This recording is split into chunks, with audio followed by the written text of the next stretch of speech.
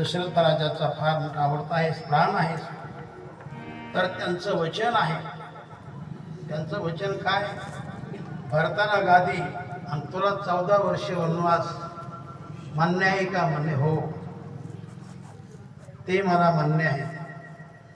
मला जर वन मिळत असेल आणि माझ्या भरताला गादी मिळत असेल, फार मला आनंद आहे. अगदी आनंदामध्ये प्रभू रामचंद्र वनामध्ये गेले. रडत रडत नाही, सगळं गाव रडलं पण प्रभू नाही रडले.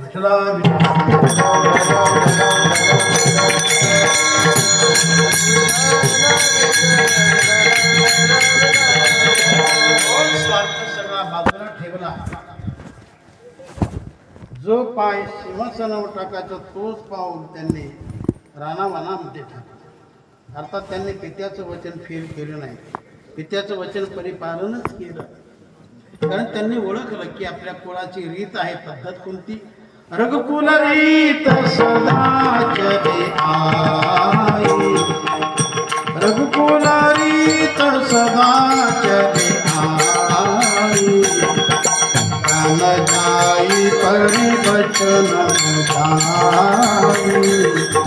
प्राण जाई परिवचन जाई. हो, प्राण गेला तरीही चालेल, पण जे वचन गेलं, जो शब्द गेला, तो खाली जाऊ द्यायचा नाही.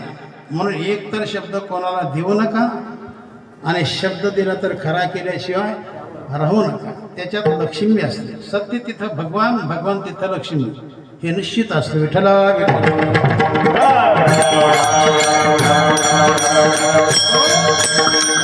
केल्याने भगवान दूर जातो, आणि भगवान दूर गेला की लक्ष्मी देखील दूरच जाते. ती तिथं राहत नाही, तिथं राहत नाही. काहीतरी मग कारस्थान करते, त्याला विष्णू लावते, लक्ष्मी तिथून निघून जाते. विठ्ठला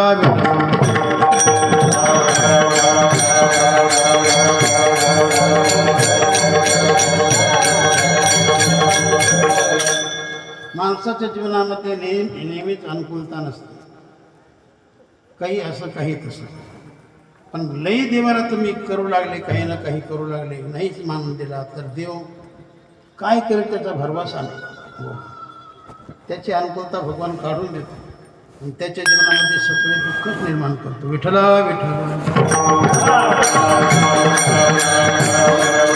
भगवान करत नाही, त्याचं कर्म करत असतं. म्हणून माणसाने कर्म चांगलं ठेवावं, कर्म चांगलं करावं, दुसऱ्याच्या प्रती भावना चांगली धरावी, देवाला चांगला मानपान द्यावा, संतांना मानपान द्यावा.